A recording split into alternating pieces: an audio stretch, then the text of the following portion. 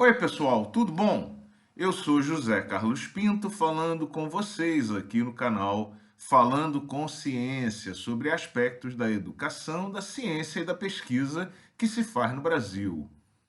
Um dos muitos aspectos ruins do produtivismo é a transformação do processo de ensino e aprendizado em uma corrida competitiva, frequentemente amparada por falsos argumentos meritocráticos.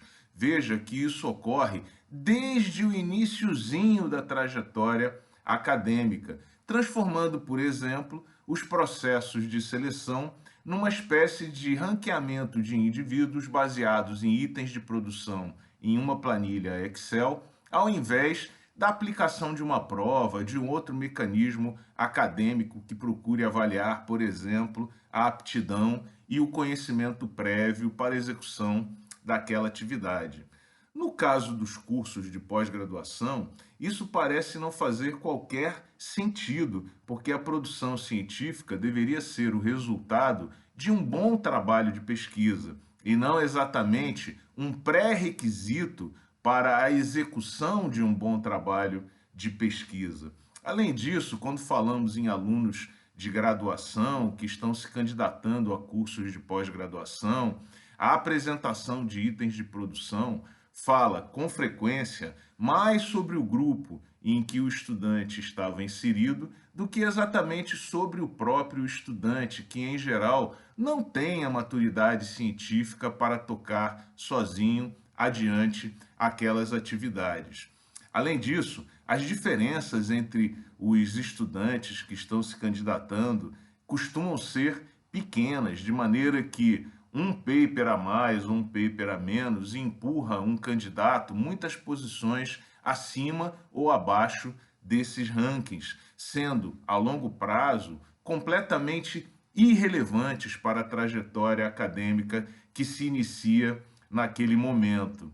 Portanto, o que vemos aqui é que a produção deveria fazer parte de um treinamento do estudante de graduação na pesquisa e não exatamente uma exigência ou não deveria ser uma expectativa de atuação daquele estudante. A situação fica ainda mais bizarra quando essas exigências são feitas por docentes dentro de um departamento, de um curso ou de um programa de pós-graduação.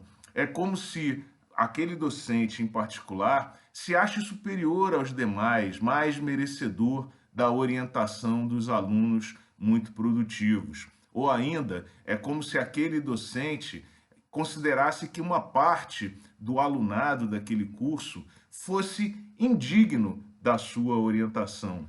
Dessa maneira, o docente atua de forma egoísta, pensando única e exclusivamente na sua produção particular, ao achar que merece ser o orientador dos estudantes mais produtivos, deixando de ser um instrumento da formação e transformação dos estudantes e passando a ser ele o objeto daquele trabalho, como se todos devessem trabalhar para inflar o seu currículo Lattes. Na minha opinião, esses procedimentos de seleção interno de docentes em departamentos e cursos deveriam ser sumariamente vedados. Veja que o uso desses critérios produtivistas também para a distribuição de bolsas é completamente injusto muitas vezes. Primeiro, porque a bolsa não deveria ser vista como um prêmio para quem tem uma produtividade superior à da média. A bolsa, em verdade, é um insumo fundamental para que aquela transformação possa ocorrer, para que a pesquisa seja desenvolvida e a produção seja de fato executada no futuro próximo. Portanto, todos deveriam ter acesso às bolsas, que não deveriam privilegiar critérios produtivistas de entrada, mas outros critérios, como, por exemplo, o merecimento acadêmico ou mesmo o merecimento social, tendo em vista que não há dúvidas de que algumas pessoas precisam mais da bolsa para passar por aquele processo de transformação e aprendizado do que outros. Como nós vemos aqui, A lógica produtivista deforma a trajetória e atuação acadêmica desde o iniciozinho da trajetória, de forma que jovens pesquisadores com frequência acham que não há um outro mecanismo possível a ser usado para avaliar indivíduos, estudantes e merecimento acadêmico. Pois saiba que há e participe dessa discussão. O produtivismo, em geral, deforma e inverte o processo de aprendizado e ensino. Os professores e pesquisadores, eles não são o objeto finalístico da atividade da pós-graduação. Eles são, isso sim, ferramentas, meios para a transformação dos estudantes, os verdadeiros objetos daquele processo que se estabelece. Um grande abraço e até o próximo vídeo.